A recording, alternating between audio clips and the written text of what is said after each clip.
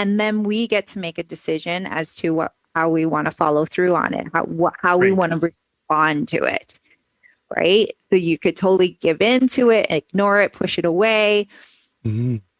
hide, hide, and just cover it up and just pretend that you're not empty inside, even though you feel empty inside. Right.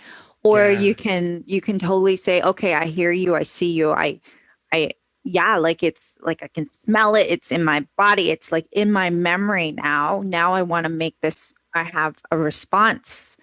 I can choose in how I want to respond to this and then move forward, right? And make that decision to just keep deciding for yourself. So kudos to you because I that is truly what self-mastery is. It is Hmm. continually deciding for yourself every single day what is going to serve you best and what is coming from love, right? Right. Am I Yeah. living my life out of fear? Am I living my life out of abundance? Or am Yes. I living my life out of curiosity? Or, Hmm. there's always the code words underneath those surface based feelings. So if I'm feeling anxious, Yeah. the code word for anxiousness is fear. And what part of me is feeling anxious? What part of me is this kind of dips into what we're talking about later about like how do you maintain that self mastery where Hmm. I can focus more on my knee jerk responses. And that will only get me Yes. so far if I'm living in a knee jerk Yes. world. If I've Right. created a world around me that's nothing but fear based, if I look around Yes. and I see the world through eyes, not unlike those rose colored goggles, you know what I mean? Where if all I Hmm. ever put on is those spectacles, then I'm only ever going to see Yes. that. That'll be just my experience. If I'm panning for gold for anxiety, then I'm going to find it. Totally. Yeah.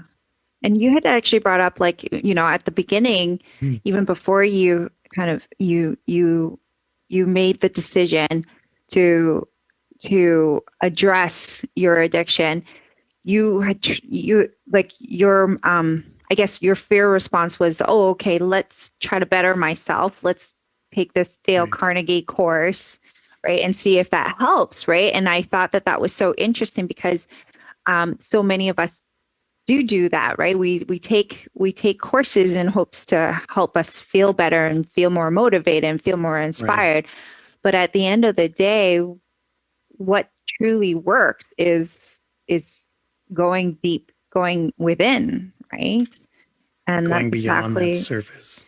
Like beyond that if you surface, scratch right? my surface, don't be surprised you get more surface like underneath it. So it's if and that can be a challenge to when you first identify it that there is a problem, especially when it comes to addiction. Like when I Hmm. identify that a habit has become a problem, and Hmm. my instinct is to keep scratching the surface to find out more.